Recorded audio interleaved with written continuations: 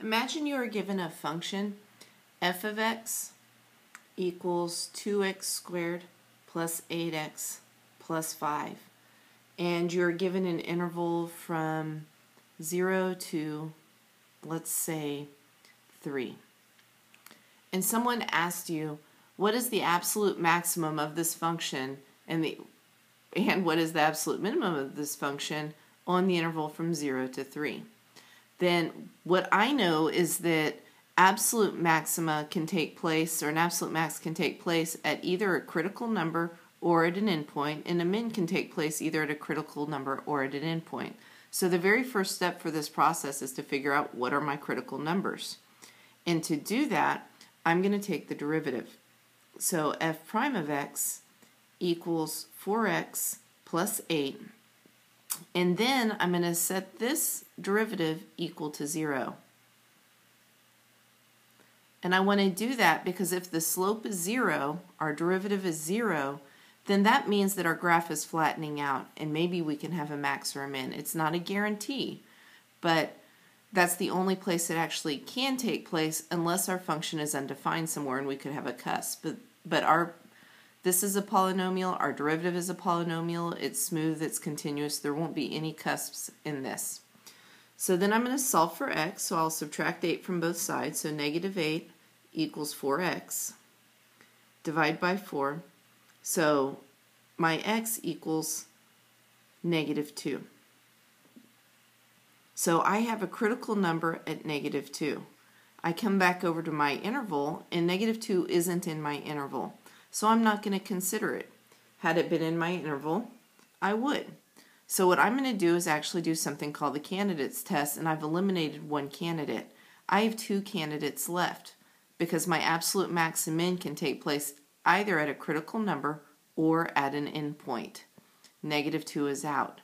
So I would say that the absolute maximum and minimum in this case will take place at the endpoints. So I need to figure out what is f of 0 and what is f of 3. I'm going to check each one of my candidates. My endpoints are x equals 0 and 3. So I take 0, I plug it into my f of x, and I get that this is equal to 5. I take 3, and I plug it in, so that will be 2 times 9, which is 18, plus 24, plus 5. So 24 plus 5 is 29. And then when I add this up, I get that this is, let's see, 8 plus 9 is 17, so 47. So 5 is the smaller number, 47 is the larger number. 5 is my minimum, and 47 is my maximum. If I'd had critical numbers, I would have included them as well. And then you just pick the smallest number for your min, the largest number for your max. So some slightly harder functions to deal with would be, let's say that we have g of x equals, and we'll do something exponential, e to the 2x squared minus 1. And we're going to look on the interval from negative 1 to 2. So I know that my absolute max and min can take place at any critical numbers I get from taking the derivative or from the endpoints. So I'm going to write that down.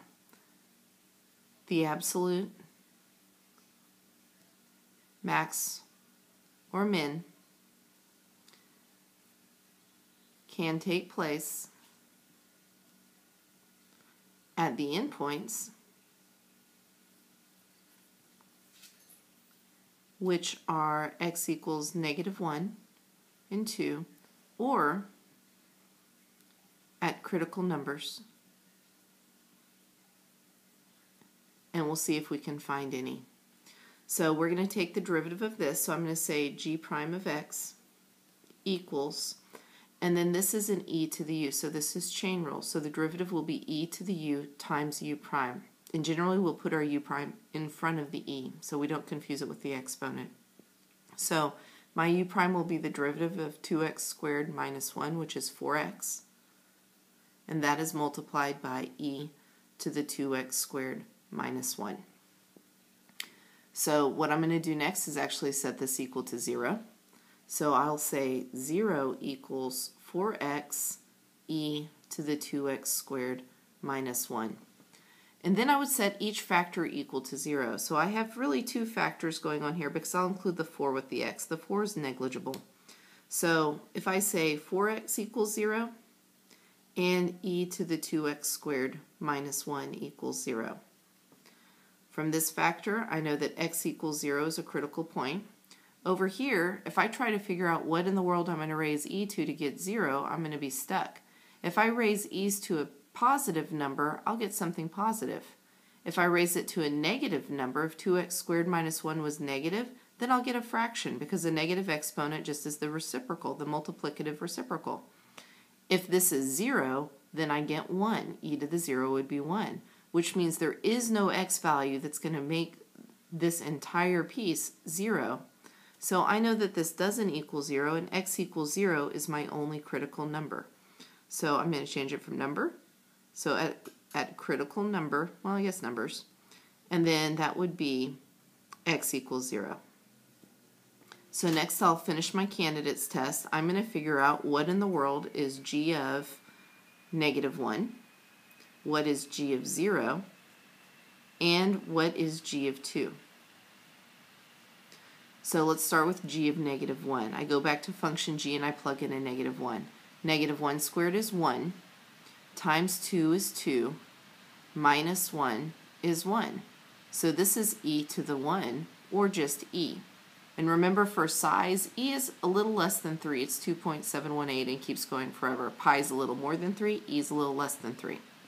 If I plug in 0, I come up here, 2 times 0 squared is 0, minus 1 is e to the negative 1, which we know negative exponent means division, so we'll have it's a 1 over e. So this is approximately 3. This is approximately 1/3. So if I had to decide right now, this would be my max, this would be my min. I have one more place to check, and that's g of 2. So I'll plug my 2 in. 2 squared is 4, times 2 is 8, minus 1 is 7. So I have e to the 7th. Well, e to the 7th is definitely bigger than e because e is a positive number. So e to the 7th will be the max, and 1 over e, the smallest of the candidates, will be the min. So that's with a slightly more complicated function, but it's the same process. So we'll do one more. And let's say that we have h of x equals 2x